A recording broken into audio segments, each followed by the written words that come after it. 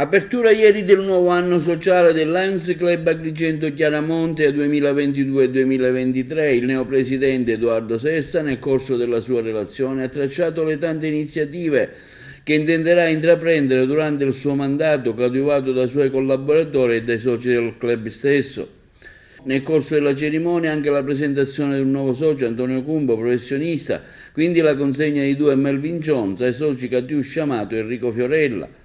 Sono tanti gli obiettivi, ma questi obiettivi vogliono essere sviluppati solo dopo aver fatto un'attenta analisi di quello che è il bisogno del nostro territorio.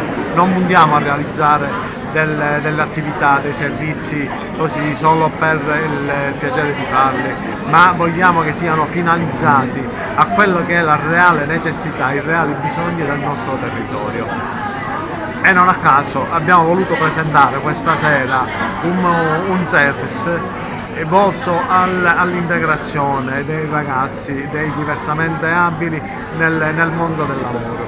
Realizzeremo dei momenti formativi sul campo, sui posti di lavoro per questi ragazzi, per queste persone, e rendere loro una vita più degna, più tranquilla, più felice. Tra le tante iniziative anche quella organizzata con l'associazione datoriale Confelavoro, rappresentata da Giuseppe Pullara, che è anche socio dello stesso club verso il mondo dei disabili. Parliamo di questa iniziativa come Lions Club Agrigento Chiaramonte in collaborazione con la Confelavoro, di cui lei è vicepresidente nazionale oltre che socio Lions. È un onore dare questo contributo all'associazione e al nostro territorio. Confelavoro è sempre sensibile a queste tematiche del sociale.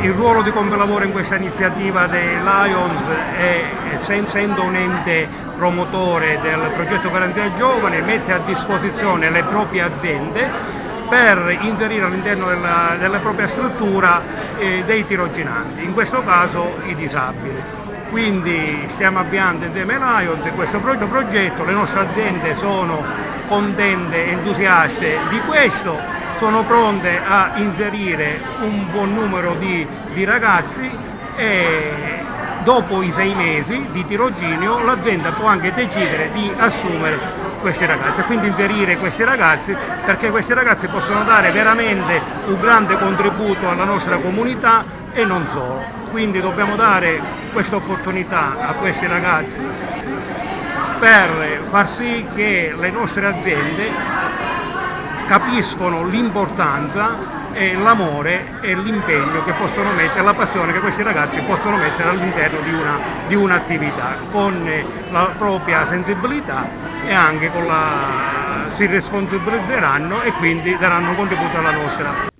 Diversi anche riconoscimenti assegnati ai vari soci del club per vari meriti, quindi il saluto del presidente della circoscrizione Giuseppe Rubino, che ha anche augurato al neopresidente Sessa che quanto annunciato nei suoi programmi ricco e variegato possa essere portato a compimento. La serata è stata allietata dal tenore Andrea Donzella con i suoi brani classici. Pensiero